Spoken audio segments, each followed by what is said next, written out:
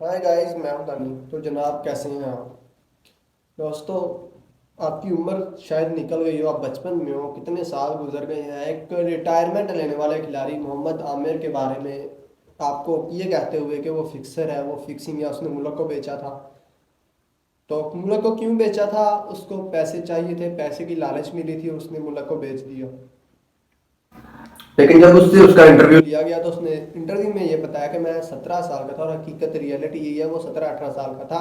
और जब उसको किसी मैच्योर खिलाड़ी ने, लाइक सलमान बट ने, उसको ऑफर करवाई, तो वो उसकी जगह कोई भी होता 17-18 साल का लड़का, और इतने बड़े लेवल पर खेल रहा होता, लाइक इंटरनेशनल लेवल पर, तो वो डर जाता, कंफ्यूज हो जाता। और बकौल उसके वो भी इसी कंडीशन में था, डर गया था, कंफ्यूज हो गया था। देन उनको ये भी धमकियां मिलती हैं, आपके घर वालों को ऐसा हो जाएगा।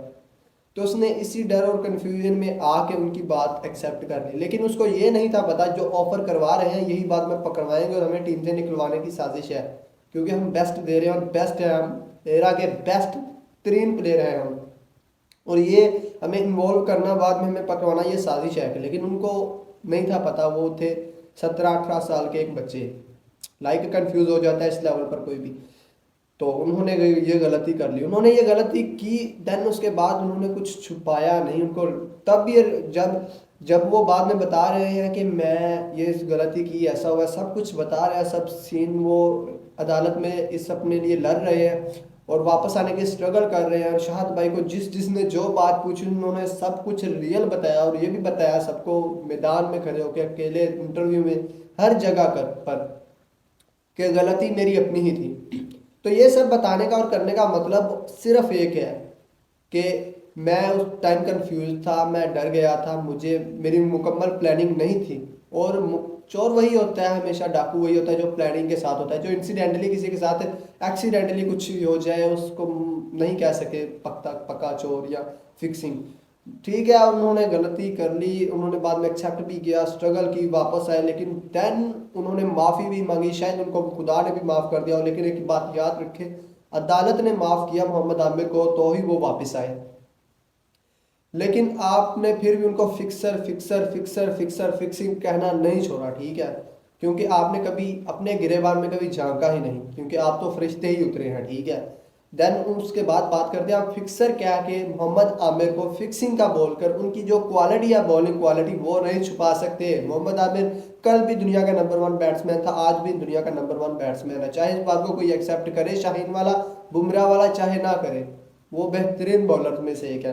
क्योंकि उनको बेहतरीन बॉलर मैं इसीलिए मानता हूँ, वो किसी क्लब की पैदाइश नहीं है, उनको किसी कोच, किसी क्लब ने नहीं बनाया, वो नेचुरल प्लेयर है। उनकी हिस्ट्री पढ़े आप जाकर, वो जब छोटे से बच्चे थे कैसे बॉलिंग करते थे, जब जहाँ भी खेलते थे।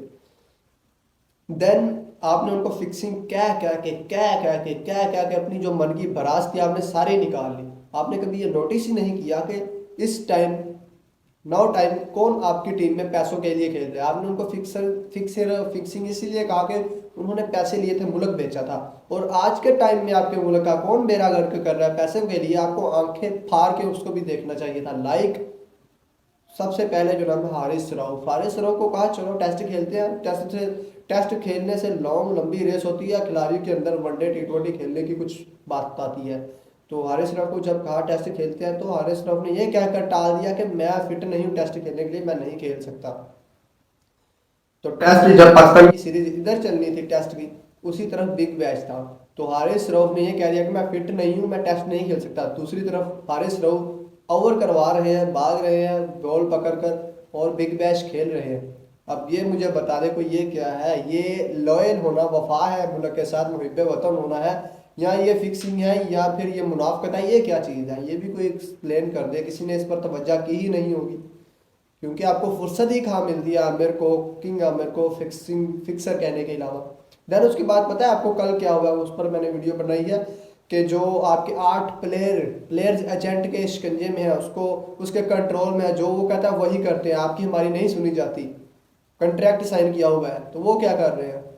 आमिर तो फिक्सर है, जो मौजूदा टाइम के अभी के खिलाड़ी ठहरे 8 खिलाड़ी, वो क्या ठहरे फिर? वो मुनाफिक ठहरे फिर, वो फिक्सर ठहरे फिर।